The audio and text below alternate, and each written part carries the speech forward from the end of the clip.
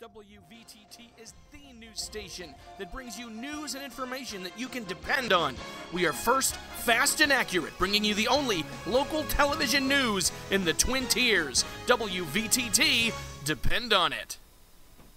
Noticeably chillier, even some flurries outside here and there, Alexa. I know, we are seeing our first look at real snow at this point. That's right. Low temperature overnight, 23 degrees with flurries continuing. We'll have complete weather details coming up here on WVTT.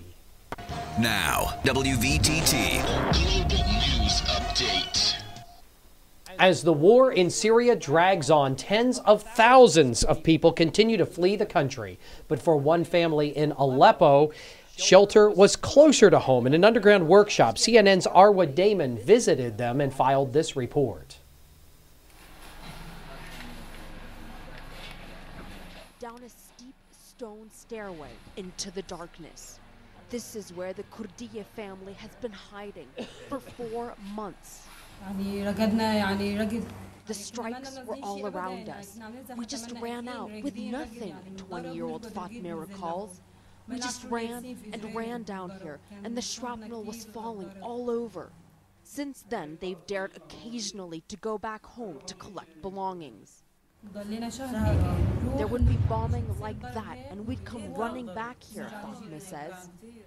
Their home is just 5 doors away, but it's right on one of Aleppo's front lines. It's been hit by artillery fire since they fled.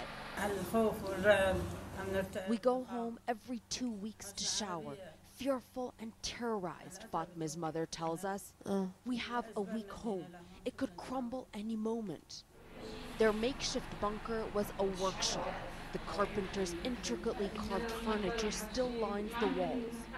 The last time the family ventured out was 3 weeks ago. Fatma and her younger sister want to leave, anywhere but here, anywhere they can feel the sun and smell fresh air.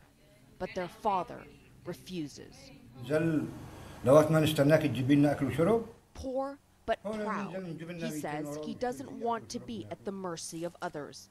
Here he can send his son to scrape money and buy a little food.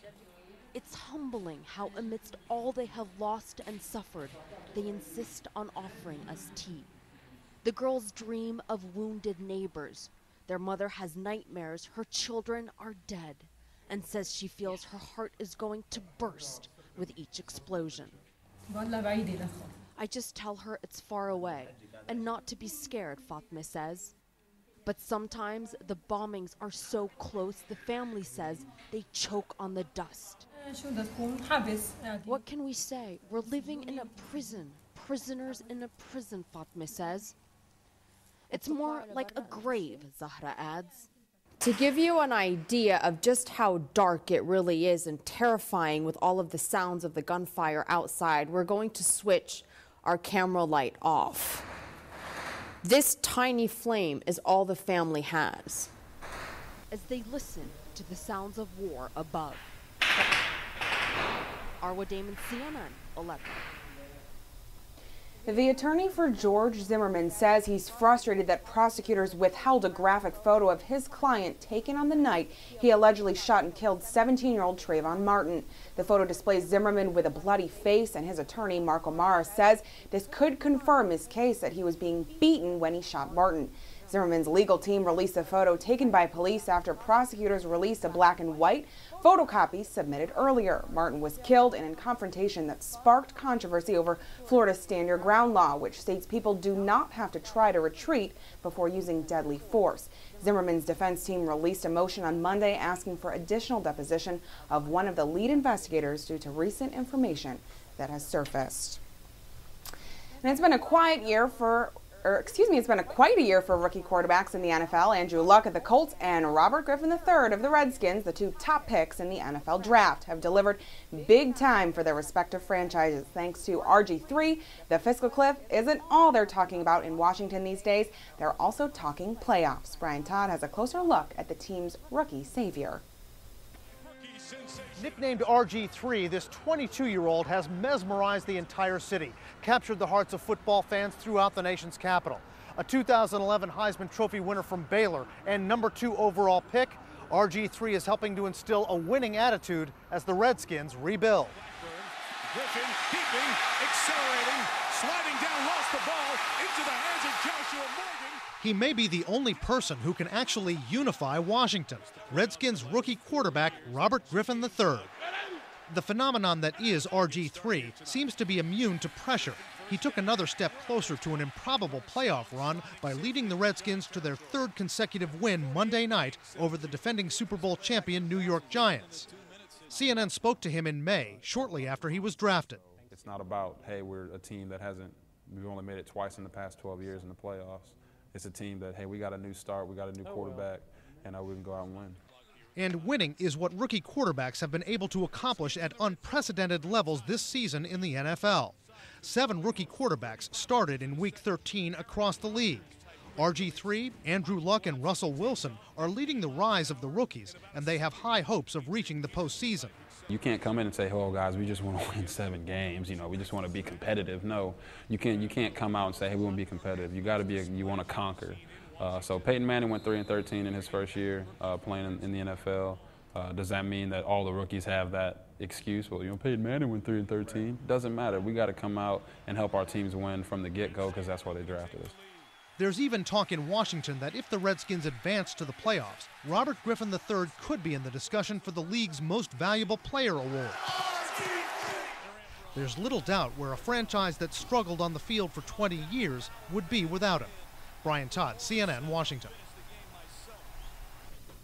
In other news tonight, New York City police say they may be closing in on their suspect in a horrific subway killing that has captured the nation's attention. Ed Payne has our story. Police were questioning a man they say implicated himself in the death of a New York subway passenger.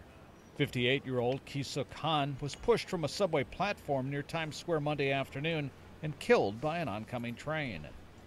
New York City Police Commissioner Ray Kelly says they are getting input from riders who were in the station at the time.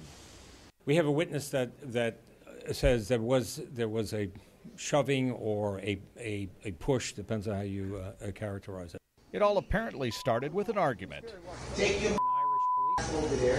New York police obtained this video which shows the victim, whose face is obscured here, right before he was shoved onto the track. MTA worker Nigel Grant says some riders tried to get the conductor's attention as the train came into the station.